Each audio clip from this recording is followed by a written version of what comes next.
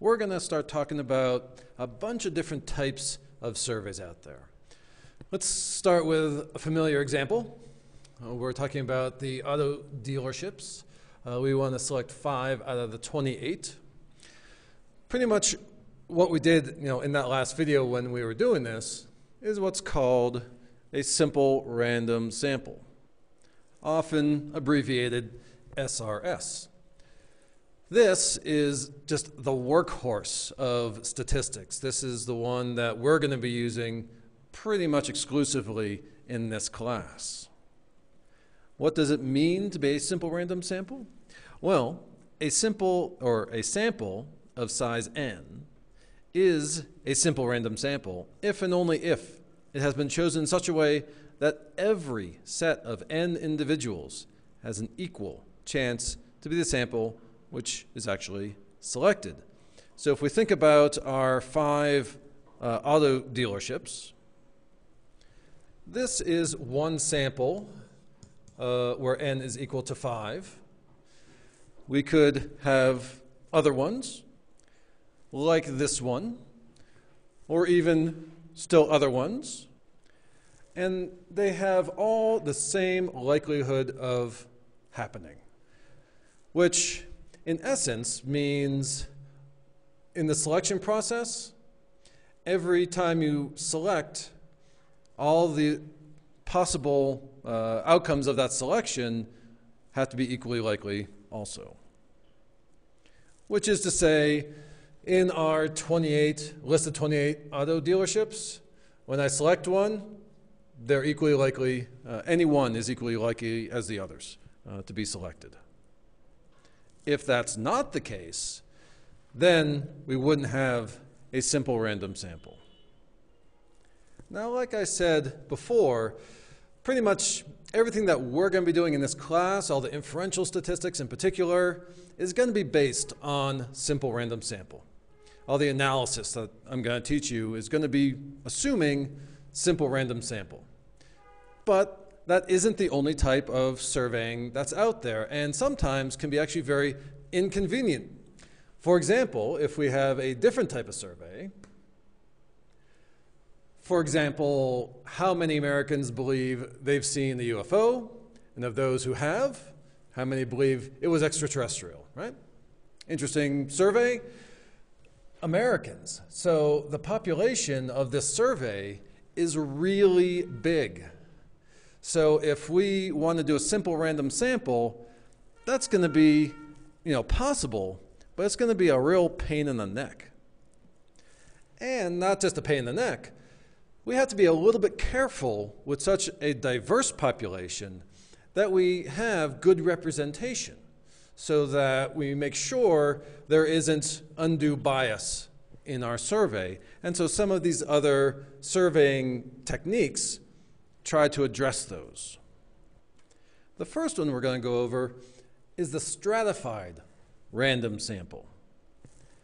In stratified random sampling, the population is first divided into groups of similar individuals called strata. So we could stratify the American population in a lot of different ways. A simple way would maybe be, male and female. If we did a simple random sample, it might turn out by random chance that there are more males than females. Maybe we don't want that. We want to make sure there's equal numbers. Doesn't seem to be too important with this particular question, but who knows? We may want to stratify by age so that we make sure we have good representation across age. Maybe we want to stratify by years in school, high school diploma, associate's degree, bachelor's, master's, PhD. There's lots of different ways to stratify.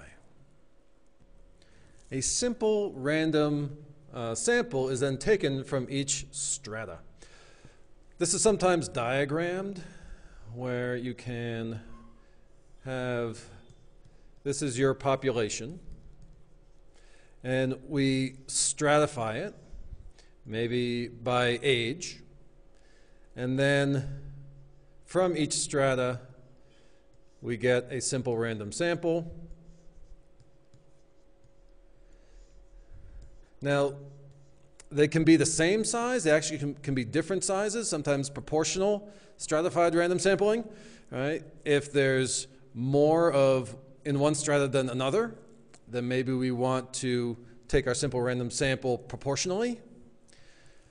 And then once we have all these different random or simple random samples, all the simple random samples are combined into one sample.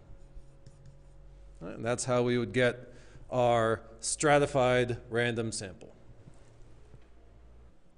Another form of sampling is called block sampling.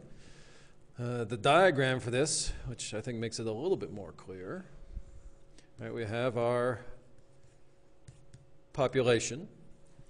And from that population, we're actually going to be taking a simple random sample. So here's our simple random sample, and then it's divided into blocks of similar individuals,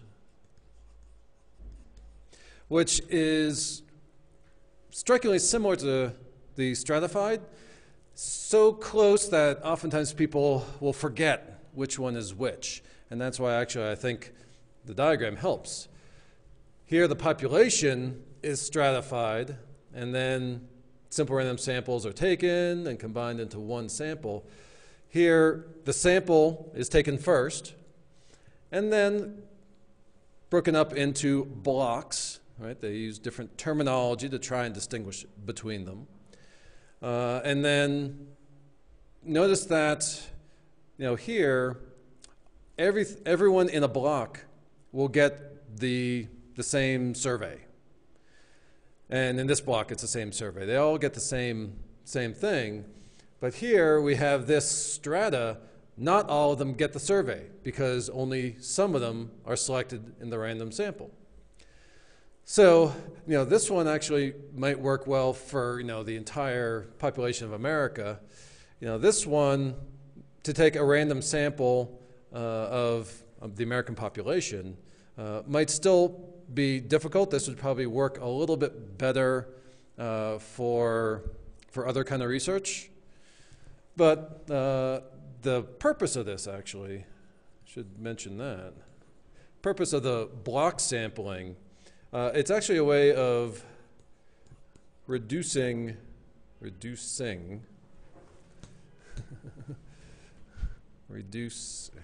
that's still not deleting, there we go. Reducing variation, which will get you more precise results. The idea being if we block all similar individuals, there's going to be less variation in this block, and not much variation in this block, and not much variation in this block. But if we had done them all together, we would have actually gotten a lot more variation because there's variation between blocks. And so this actually gets us more consistent results, which is kind of nice. Cluster sampling would actually be much better for a survey of all Americans. It was actually developed for sampling over large geographic areas. And if we have our population, now this is kind of really representing a physically dispersed population going across an entire country.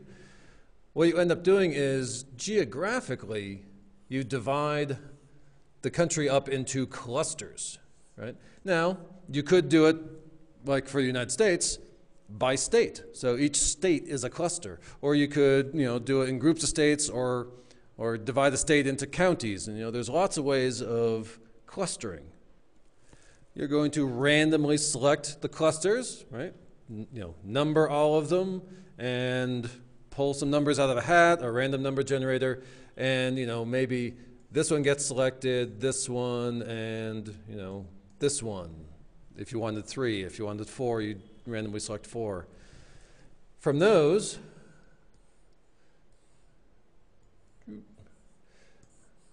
that creates your sample. And an important aspect of this, that every member of a selected cluster is included. So you can see in these different scenarios, and this is true whenever you're evaluating, a study, the question is always, where does the randomization happen? Right? Well, here in stratified, you stratify first, and then the randomization happens from each strata. Block sampling, you do your randomization first, you get your random sample, and then you divide it into blocks. Right? That's no longer random, but the randomness happened first. Here, the random selection of clusters. Right? And then everyone in the cluster is used in the sample. Again, the cluster sampling is particularly useful for geographically distant places. If you were to do a simple random sample, you'd have to survey someone here and someone over here and someone over here, and the people conducting the survey would be traveling all over the place. Now, you can send one surveyor here, and they have a reasonable distance to travel, but not anything extraordinary, and you send someone here and send someone here. And so it's much easier to conduct the survey, and there is still randomization that happened. Right? That's the important part. The next method is called systematic sampling. With that one, the population is ordered in some natural way. This can be alphabetical,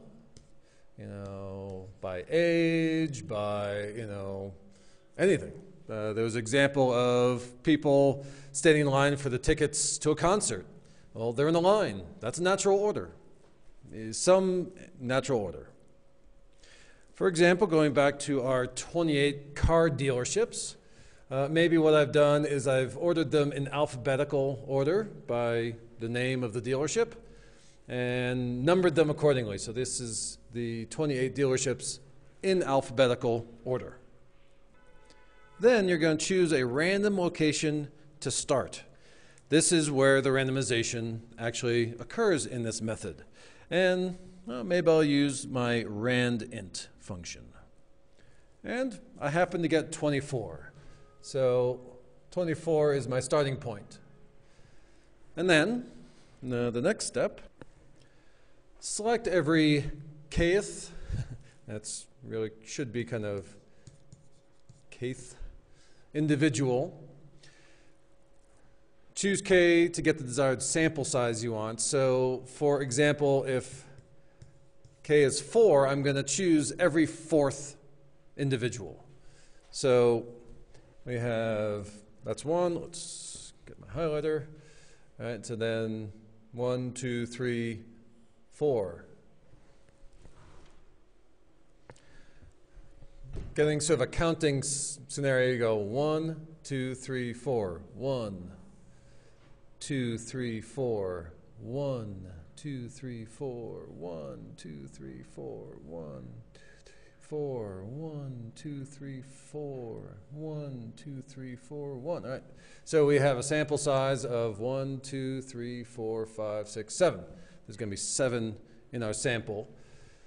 Now, since the auto dealerships were organized by alphabet, right, whichever happened to have fallen in these positions would then be in my sample. If I wanted a smaller sample, like 5, for example, I'd have to increase k. All right, go every 5th number, and that'll give me a smaller sample. It kind of looks like this isn't random. 4, 8, 12, 16, 20. A nice pattern, isn't there? But remember that it's not the numbers, but it's the auto dealerships that were organized by alphabet.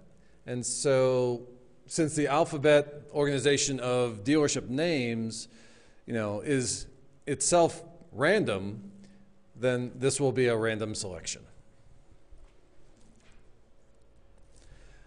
The last method we're going to be going over is multi-stage sampling, which is simply a combination of those other forms.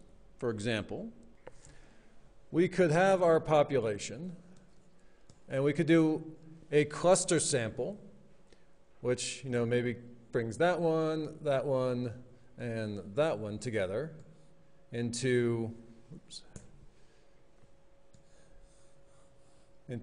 our stratified, or into our sample. Then we could stratify it.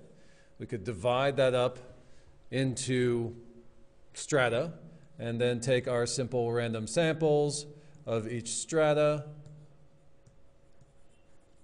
and combine those into a smaller sample.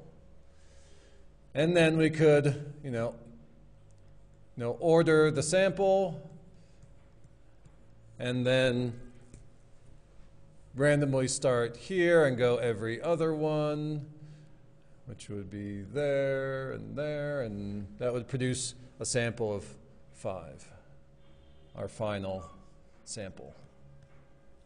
So we could sequence these systems, and that's often used for, again, very large surveys, like of an entire country. This is something you may actually want to do. And of course, this isn't the only multi-stage. You could take a stratified sample, from that, take a simple random sample, and then do block sampling from there. I mean, any combination would be multi-stage. And of course, it gets rather complicated. Fortunately, as I said, we're not really going to do any analysis with those fancy kinds of samplings. We're really going to, focus on just a simple random sample, and that will be complicated.